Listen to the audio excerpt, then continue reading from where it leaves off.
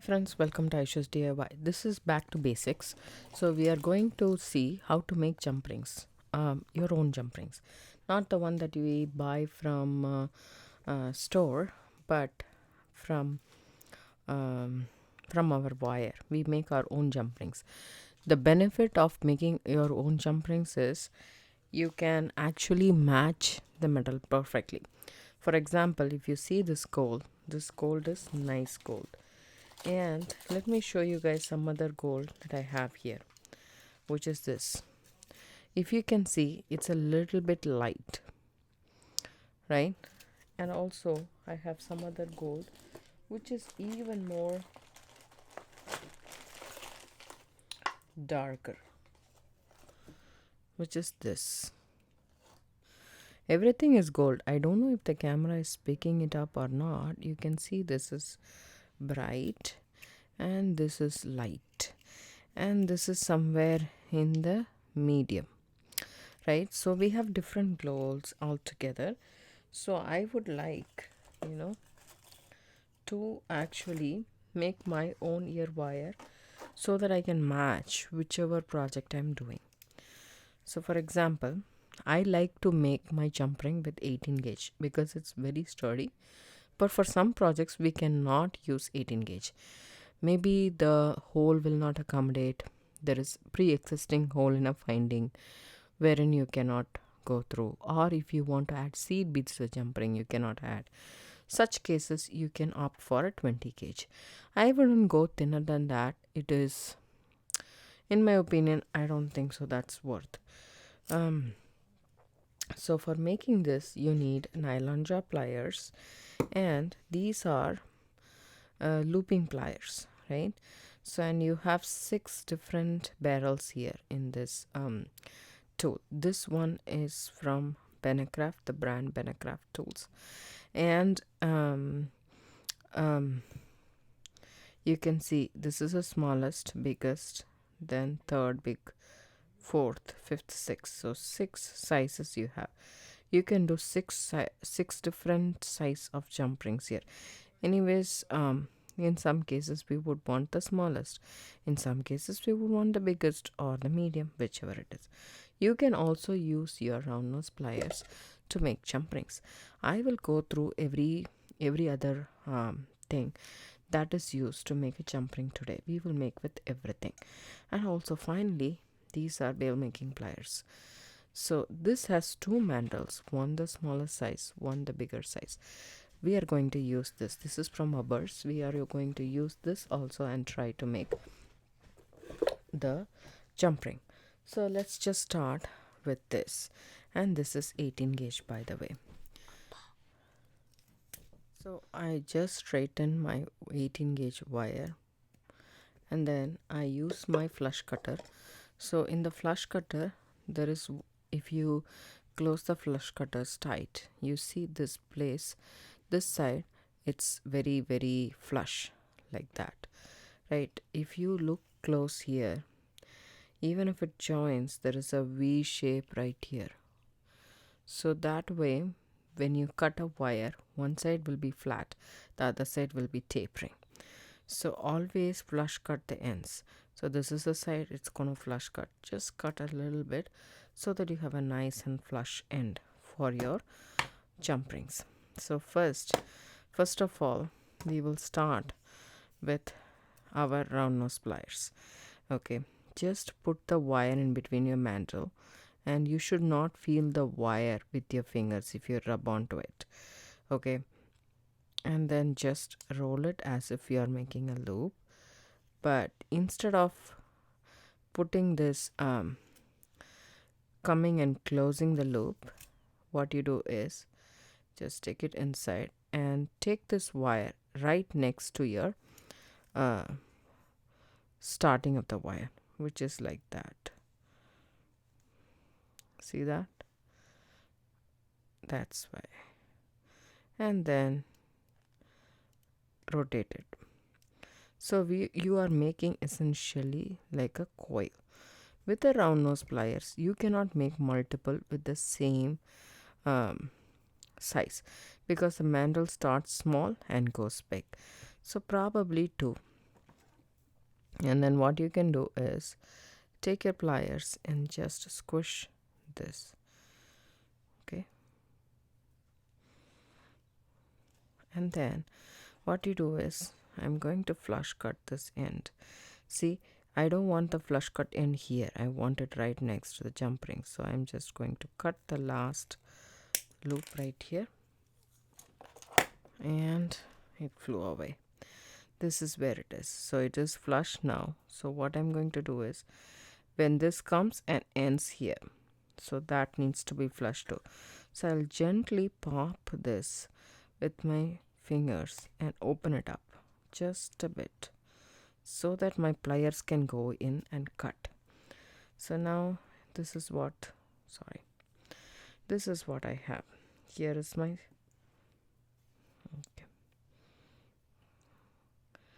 Here is my flush cut end. So I'm going to come and cut wherever this one is ending, at that place, like that. Just the second loop of the coil. If I cut that, I will make a jump ring. If you can see close here, there is a small gap, right? At this point of time, you can take 2 pliers. Doesn't matter needle nose pliers or bent nose pliers. I like to use my bent nose pliers for this. Keep the jump ring stable over here, and the opening is right there, right? Where we go. So what I'm going to do is, I'm just going to move everything to the side so that we can focus on the project in hand. So here we go. Take this pliers and I just wiggle and I try to reach the other end of the jump ring. If you can see now, the jump ring is nice and closed. We achieved what we want. Still, in this coil, we can make one more jump ring. If you can, we can make one more jump ring. See, this is a tapering end. That's because the other end was flat. So I come in here and start by flush cutting it first. Okay. Now that end is flush. Now I go to the other side, exactly where the other one ends. I just snip it right here. Okay. There we go. Our jump ring is done. This one is waste. So it's but this jump ring we have achieved to make. Again, there is a gap in this. If you can see close, right? So again, there is a gap, right? So we come in with the pliers and just take wiggle and reach the other one. Now the gap is almost gone. We have 2 jump rings right there. This is how we make a jump ring with the round nose pliers. But it's only 2 jump rings, and you can see this one is round and perfect. This one is a little bit not perfect, in my opinion. So what I am trying to say is, and also you waste some wire like this. So if you make a continuous coil, that's when this pliers come into play. So let's do a different color here. So round nose pliers we have used. So you cannot make a lot of jump rings with round nose pliers, but with this step looping pliers or bail making pliers, this is looping pliers basically, we can do multiple. And again, I straighten the wire with my nylon jaw pliers and I cut the end flush, right? And now what I do is take my looping pliers, whichever size I want to. Maybe I want 1, 2, 3, 4, the 4th largest size. So I keep it in the middle. As I said, you should not feel the wire. You should start like that. If your wire is protruding, then you will have a small tail which you need to be snipping off. That's why I say you should not see the wire. And then you just nicely rotate it. hold on. See how my hand is holding on to the um, wire and my index finger supporting it. So I just rotate the pliers. I keep the wire handy. I just release a little bit of wire at a time, and then I rotate my pliers. I do this very tightly so that our coils is not wide gapped. It will make sense for you guys, because then we will get perfect round jump rings. And as you can see, I can coil until this full part, so I can get that many jump rings at one point of time. So there we go. So when you make your own jewelry, or when you make jewelry for selling, if the metals match, even with the jump ring, with the ear wire, so it's perfect, right? And it's so simple to make jump rings.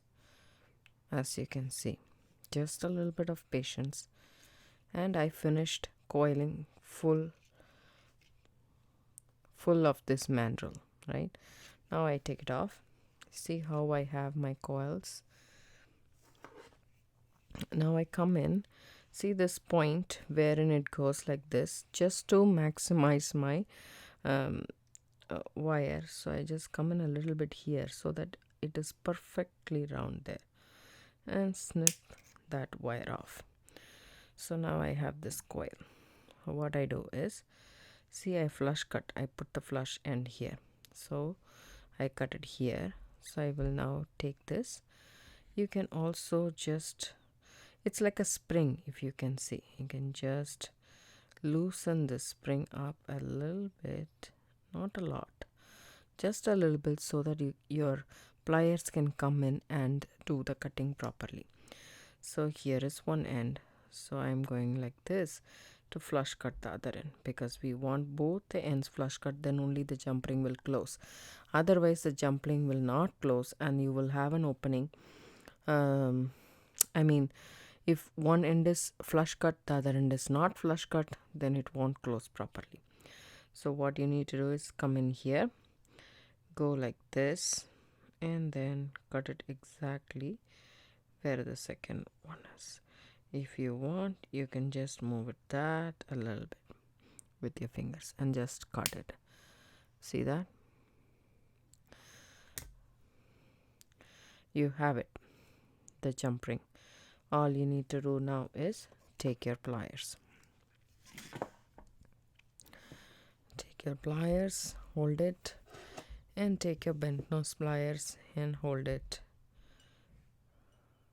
And wiggle, wiggle, wiggle, reach the other end, and you have your jump ring. Perfect.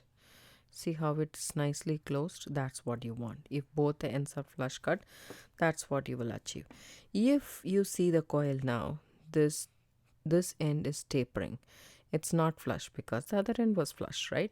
So what you do is you go ahead and snip this off just a bit, right? See, just a teeny tiny bit, and now that end is flush. Now you go ahead, go straight to the next loop and cut it where this one ends. There you go, one jump ring. Then take your pliers, change, this one is tapering, so you flush cut the end first, and then go ahead and go inside the same and cut it there. Flush cut the ends,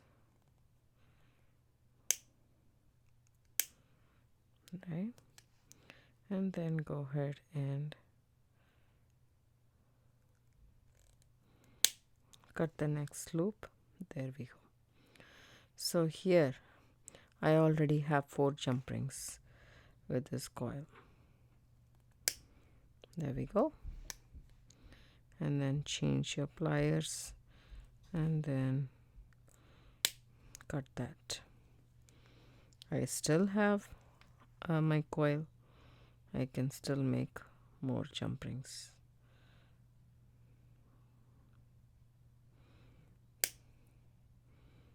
cut that off. Go ahead, go straight and cut there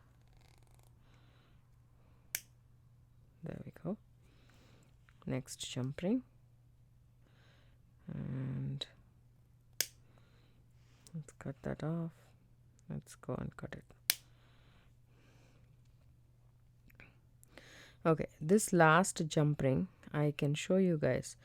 One end is flush, the other end is tapering. Even if you try this to work it out, see, it won't join properly. You can see how the tapering end and the flush end works. And at the same time, if you see both flush ends, how nicely it closes seamlessly. So this is how we make jump rings, and we have achieved quite a lot of jump rings at one go. So I would say this pliers is worth. So next we will use the last pliers that I showed you guys. See, this bail making pliers. In this pliers, the mandrel is big for one size. If you decide to do this one or this one, doesn't matter. Excuse me. At this point of time, I will use the 20 gauge wire to show you guys how the jump rings will turn out.